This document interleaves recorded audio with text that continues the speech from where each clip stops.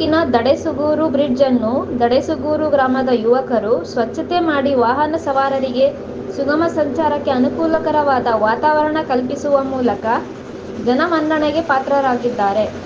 ಈ ಒಂದು ಬ್ರಿಡ್ಜ್ನ ಮೇಲೆ ಹಲವು ಬಾರಿ ಕಾಮಗಾರಿ ನಡೆಸಿದ ಹಿನ್ನೆಲೆ ಮಳೆಯ ನೀರು ಸುಗಮವಾಗಿ ಹೋಗದೆ ಭರ್ತಿಯಾಗಿ ರಸ್ತೆ ಕಾಣದಂತೆ ಆಗಿ ಪ್ರಯಾಣಿಕರು ಪರದಾಡುವ ಪರಿಸ್ಥಿತಿ ನಿರ್ಮಾಣವಾಗಿತ್ತು.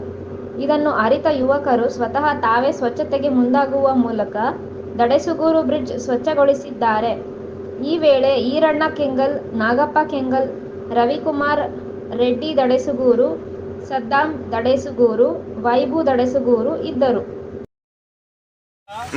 ಹಿಂದ್ಗಡೆ ಇಲ್ಲಿ ಸಿಸಿ ರೋಡ್ ಹಾಗೂ ಡಾಂಬರ್ ರೋಡ್ ಹಾಕಿದ್ರು. ಆದ್ಮೇಲೆ ಅದೇ ಡಾಂಬರ್ ಇಂದ ತೂತುಗಳೆಲ್ಲ ಮುಚ್ಚೋಗ್ಯಾವ. ಇವತ್ತವರೆಗೆ ಯಾರು ಇದನ್ನು ಬಂದು ನೋಡ್ತಾ ಇಲ್ಲ. ಅದಕ್ಕೆ ದಡೆಸುಗೂರು ಯುವಕರೆಲ್ಲ ಸೇರಿಸಿ ಸ್ವಚ್ಛತೆ ಮಾಡುವ ಕಾರ್ಯಕ್ರಮ ಹಮ್ಮಿಕೊಳ್ಳಲಾಗಿದೆ.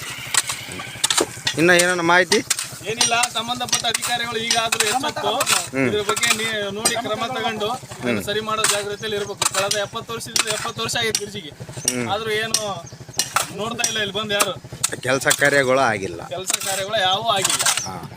ಕೆಲಸ ಕಾರ್ಯಗಳೆಲ್ಲ ಹಾಗೆ ನಿಂತು ಬಿಟ್ಟಾವ. ಓಕೆ.